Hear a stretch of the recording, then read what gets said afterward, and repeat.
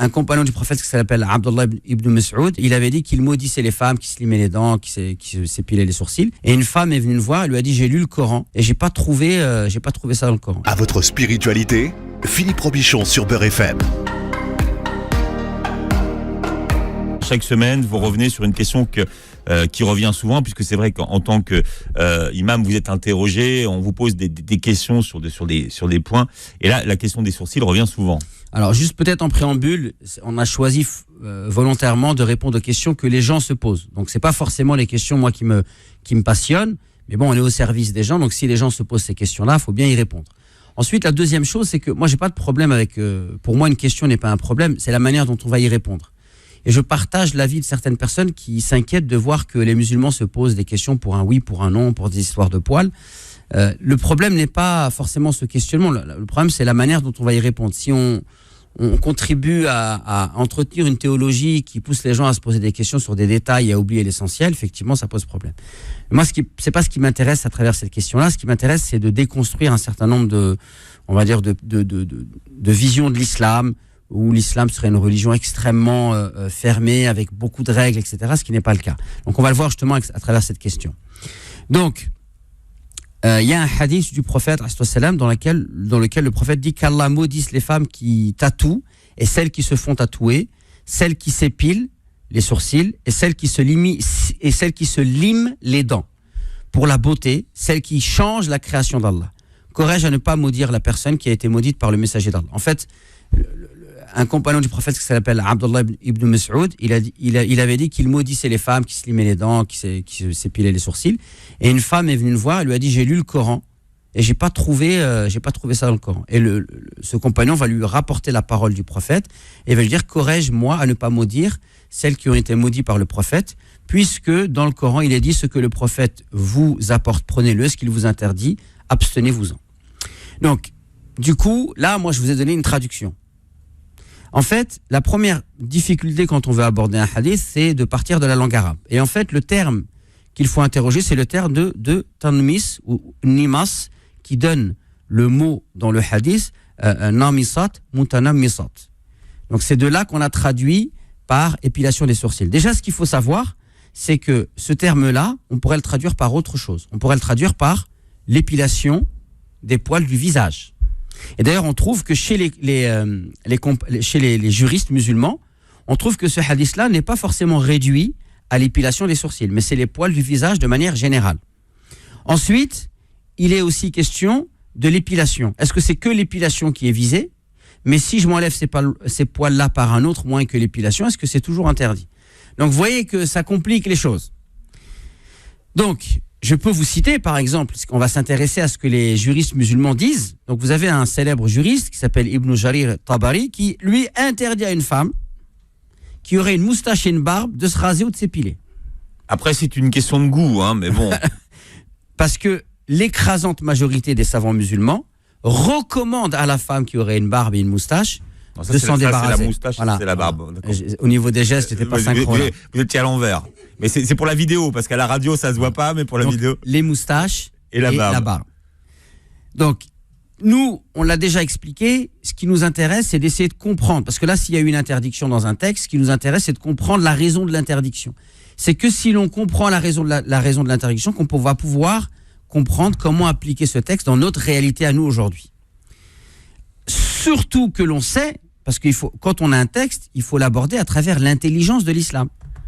Mon cher Philippe, je vous pose la question à vous, à votre avis. Oui. L'islam, il veut que le musulman et la musulmane soient beaux et présentables, ou il veut qu'ils soient laids? Il veut qu'il soit beau et présentable. Voilà. D'ailleurs, il y a un célèbre hadith du prophète qui dit: Allah est beau et il aime la beauté. Donc, comment on peut avoir ce principe religieux qui fait l'unanimité? Allah est beau, il aime la beauté, et on va voir notre sœur qui aurait une barbe et une moustache, et on lui dit: non, t'as pas le droit de te raser, ça n'a pas de sens. Regardez, ce hadith sur l'épilation des sourcils, il est rapporté en vérité par Aïcha, et une femme, elle est venue voir Aïcha radiyallahu anha. Elle lui a dit: est-ce que je peux me retirer les poils du visage? Et elle lui a dit: tout ce qui n'est pas esthétique chez toi et que tu peux retirer pour plaire à ton mari, fais-le. Oui.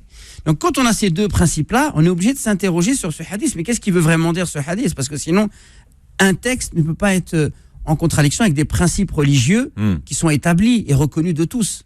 Donc il faut avoir l'intelligence, vous voyez, de savoir manier les textes. Et ça, c'est un grand défaut qui nous fait, un grand fléau qui nous touche aujourd'hui, puisque des gens, ils lisent un texte et puis ils partent comme des guerriers sur ce texte-là. Ils vont interdire sans forcément comprendre la logique et le bon sens du texte. Donc, si on va regarder nos savants, vous avez un grand savant du XIIIe siècle de l'Égypte qui s'appelle Ibn Abidin al-Hanafi qui dit « Il est possible que l'interdiction mentionnée de ce hadith l'est effectivement quand le but est de s'embellir pour des étrangers. Autrement, si la femme a de la pilosité faciale qui cause une répulsion de son mari à son égard, alors l'interdiction semble exagérée, ceci car s'embellir est recommandé à la femme pour être jolie pour son mari. » Allez, on a un savant du XIIIe siècle et lui, voilà, il se pose la question de l'interdiction. Vous voyez son raisonnement. Et donc, il cherche à comprendre la raison. Vous avez, donc ça, on est chez les Hanafites. Chez les Malikites, vous avez Al-Hashiyat Al-Adawi, qui est l'explication de Risala de Abizad Al-Qirawani, qui est une épître du fiqh malikite. Donc, c'est un savant du 4e siècle de l'Égypte. Et il dit Al-Mutanam Misa est une femme qui s'épile les sourcils pour les rendre fins et beaux. Cette interdiction concerne la femme pour qui il est interdit de s'embellir comme la femme dont le mari est mort et celle dont l'époux a disparu. C'est-à-dire que lui, il considère que cette interdiction ne touche que la femme qui est en période de viduité. Oui, ça, c'est un avis parmi les avis des juristes. Ensuite, l'imam al-Khatib al-Shirbini, donc, qui est du 10e siècle, donc lui, c'est un chafi'ite, j'ai fait exprès de prendre des références de chaque école juridique. Il dit, dans son célèbre ouvrage Mourni al-Muhtaj, en expliquant la raison de l'interdiction de ce hadith, il dit que c'est une question de tromperie. Comme pour une femme non mariée qui trompe un prétendant, mais quand cette cause, la tromperie, est absente et que le mari en donne l'autorisation à sa femme, alors cela est permis. C'est-à-dire une femme, elle va se raser complètement le sourcil et elle va le redessiner. Et il dit là, c'est une tromperie parce qu'elle n'est pas comme ça à la base. Et il dit c'est dans ce cadre-là que c'est interdit. Mais une femme qui va s'épiler, etc., il n'y a pas de souci. Et garder une partie du reste, voilà, c'est ça. Ouais. Après, je ferai une synthèse. Là, juste, je montre comment les juristes, ils ont essayé d'analyser le texte. Vous avez un autre savant maintenant, qui est l'imam al-Mardawi du 6e siècle de l'Égypte, dans un livre, d'ailleurs, au titre évocateur, Al-Insaf, c'est-à-dire, c'est le juste milieu ou la justice dans la divergence des juristes. Donc, il prend les questions, il y a des divergences et il essaie d'analyser et de trouver un juste milieu. Et il dit, il est illicite de s'épiler le visage selon la position la plus correcte de l'école. En fait, c'est son école à lui, c'est les Hanbalites. Parce que les Hanbalites, eux, c'est ceux qui ont l'avis le plus restrictif sur la question. Il dit toutefois, selon une opinion plus faible, cela n'est pas illicite. Parmi les juristes Hanbalites, seul Ibn al-Jawzi a autorisé l'épilation et interprété l'interdiction du hadith comme applicable lorsqu'il y a tromperie ou quand cela devient la marque des femmes obscènes. Puisqu'on dit qu'à une époque, c'était les prostituées qui faisaient cela. Mais on retrouve quand même dans l'école Hanbalite le fait que si l'époux demande à ce que la femme arrange ses sourcils, il n'y a pas de problème, que lorsqu'il n'y a pas de tromperie, il n'y a pas de problème, et lorsque l'épilation n'a pas pour effet de ressembler aux femmes immorales et obscènes, alors il n'y a pas de problème. Donc la conclusion maintenant. Donc on peut dire que premièrement, il y a un consensus, ou du moins la majorité des savants sont d'accord pour dire qu'une femme qui a des poils sur son visage en dehors des sourcils, alors il lui est recommandé de les retirer, comme moustache, barbe. Ça, c'est le premier point. Donc c'est là, on n'est même pas dans est-ce que c'est autorisé, c'est recommandé. Pourquoi ? Parce que c'est une finalité de l'islam. Il faut avoir une apparence belle, et encore plus si c'est une femme mariée.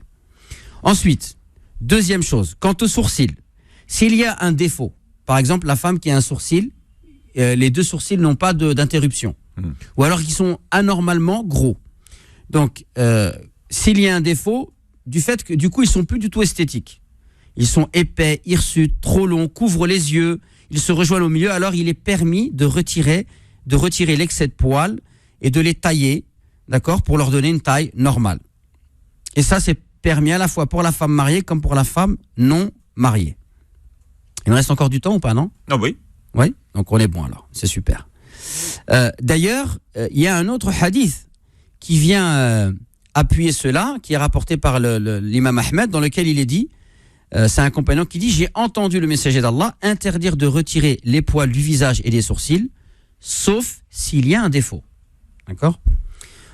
Ensuite, le troisième point, c'est que une femme mariée, d'accord, qui a l'objectif de s'embellir pour son mari, alors il lui est permis de s'épiler ou de tailler ses sourcils en leur donnant un aspect plus soigné et en les dessinant légèrement, à condition que cela ne soit pas excessif et exagéré au point où les sourcils ne paraissent plus du tout naturels et que cela déforme l'apparence de la femme.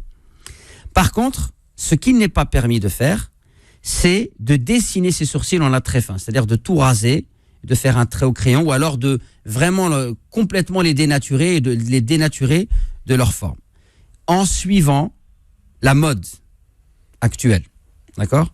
Voilà, ça, là, on rentre dans un interdit. La fameuse question du tatouage permanent des sourcils. Donc voilà, dites-moi. Parce que du coup, je sais qu'à chaque fois que je parle de ça, avec mes élèves femmes, ils me sortent des techniques. Alors non, mais au laser. Est-ce qu'on peut le faire au laser ? C'est ça, il y a au laser. Aujourd'hui, maintenant, il y a le tatouage permanent. Vous avez la mode du tatouage permanent du sourcil. Alors, ils rasent tout et ils refont. Ça, c'est pas permis. Pourquoi ? Parce que on altère la création divine. D'accord ? C'est comme on avait déjà parlé de l'implant pour les cheveux, c'est-à-dire se coller des cheveux, c'est pas possible. Par contre, faire une greffe pour avoir des cheveux qui repoussent naturellement, ça, il n'y a pas un problème. Donc, l'islam n'est pas contre l'embellissement. Au contraire, l'islam souhaite l'embellissement. Et même pour la femme voilée qui sort dehors, il y a un embellissement qui est relatif, puisqu'elle va pas sortir avec des vêtements qui sont dissonants, elle va essayer de les assortir, etc. Elle va s'adapter au contexte, d'accord ? Là, dans la manière dont c'est coupé, etc. Elle va harmoniser les couleurs. Donc ça aussi, c'est demandé, même à la femme qui sort dehors, il lui est demandé un embellissement relatif. Elle doit faire attention. Elle ne doit pas avoir une manière tellement, par exemple, dissonante de s'habiller qu'elle va attirer le regard. Vous voyez ce que je veux dire ? Donc ça aussi, c'est un art de savoir s'habiller et de se fondre tout en gardant, on va dire, sa spécificité religieuse. Donc, il y a le laser aussi, l'épilation au laser. Alors, moi, je ne connais pas concrètement l'épilation au laser, mais la règle, pour donner des points de repère, c'est que la manière d'enlever les poils, tout est autorisé tant que ça ne nuit pas à la santé et tant que ça n'altère pas définitivement la création. C'est-à-dire que si je me les enlève au laser, il n'y a plus rien qui pousse, alors cela n'est pas permis. C'est altéré définitivement. Voilà. Si je rase complètement le sourcil et je redessine quelque chose, d'accord, d'artificiel, je crois qu'ils font ça pour les barbes aussi, non ? Maintenant, ça commence, ouais. Ça commence. Le traçage de barbe. Voilà. Traçage de barbe. Tout ça, on est dans l'exagération, etc. D'ailleurs, même, il faudrait s'interroger sur la santé. Est-ce que ça n'a pas un impact sur l'épiderme ? Là, on est en train de parler des femmes, parce qu'on n'a pas parlé des hommes encore. L'épilation des sourcils, ça touche principalement les femmes, mais aujourd'hui, on sait très bien qu'il y a même des hommes qui vont vers cela. J'ai vu même le make-up. Donc, en réalité, nous, on parle de l'épilation des sourcils. À partir du moment où une personne souhaite s'épiler les sourcils, elle est concernée par ce que je viens de dire. C'est vrai qu'on l'a orienté beaucoup vers les femmes parce que c'était elles, historiquement, qui se posaient la question, mais les temps changent, Philippe. Donc aujourd'hui, ce qui veut dire que le hadith, il concerne les hommes et les femmes, c'est ça ? Oui, en fait, le prophète, quand il parle, il parle des femmes, parce qu'à son époque, ce n'était que les femmes qui le faisaient. Mais aujourd'hui, si des hommes le font, ils sont concernés par la question. C'est les mêmes principes. Le principe, on l'a déjà évoqué quand on a parlé de la greffe des cheveux. Le principe en islam, il y a deux choses. On recherche la beauté, mais par contre, on n'altère pas la création divine. Maintenant, altérer la création divine, on avait expliqué que c'est l'altérer dans quelque chose qui est définitif. Par exemple, me couper les cheveux, c'est pas altérer la création divine, me tailler la barbe, etc., me circoncire. Par contre, changer de sexe, comme on l'avait dit, ça, c'est altérer la création divine. On voit que toutes ces questions esthétiques, mine de rien, elles soulèvent énormément de questions. Hein. Et ça n'arrête pas. J'espère au moins avoir résolu quelques problématiques. Après, effectivement, la question reste ouverte. Surtout que ça évolue beaucoup, en plus. Moi, je suis largué, hein. On vient me voir, oui, mais l'épilation au laser. Là, je viens d'apprendre avec notre ami au Maroc, à Casablanca, à Beb Marrak, il y a des femmes qui font l'épilation permanente. Alors, vous imaginez si même au Maroc. L'épilation, et après, c'est un tatouage semi-permanent. Voilà. Ah, je suis largué, moi, Philippe. Ah, ben, moi aussi, je suis largué. Mais bon, voilà. Mais et moi je suis même étonné parce que effectivement les hommes ne sont plus épargnés aujourd'hui. C'est-à-dire qu'en fait même la cosmétique et toute cette société de l'embellissement concerne les hommes de la même façon aujourd'hui. Hein. C'est pour ça que c'est peut-être intéressant de sortir on va dire, de cette vision un peu fermée du droit musulman et de revenir à une approche beaucoup plus large et à introduire des principes, le principe de l'esthétique. Qu'est-ce que c'est que l'esthétique aujourd'hui dans notre société ? Moi, je considère que c'est un besoin légitime que de chercher à s'embellir, mais par contre, on dit que les goûts et les couleurs ne se discutent pas. Moi, je trouve que non, au contraire, les goûts et les couleurs se discutent, ça s'éduque. Et peut-être qu'on devrait revenir à une éducation islamique de l'esthétique. Alors, avant de passer aux compagnies, j'ai une question qui arrive et qui concerne la circoncision. Donc, la circoncision n'altère-t-elle pas la création, car le prépuce ne repousse pas jusqu'à preuve du contraire ? Ben non, la preuve que la circoncision n'altère pas la création divine, puisqu'elle a été instituée par le prophète, alayhi salam. D'accord ? Alors, pour déterminer ce qui est une altération ou pas, c'est pas le fait que ça repousse ou repousse pas uniquement, c'est qu'un élément. Ouais. Mais quand on cite la circoncision, regardez, la circoncision, justement, on coupe quelque chose qui ne repousse pas, et ce n'est pas considéré comme une altération de la création divine. Et ça met un frein à ceux qui considèrent que tout ce que vous allez enlever altère la création divine. Certains ils considèrent que tailler sa barbe, c'est altérer la création divine. Donc, ça, c'est un moyen de leur répondre.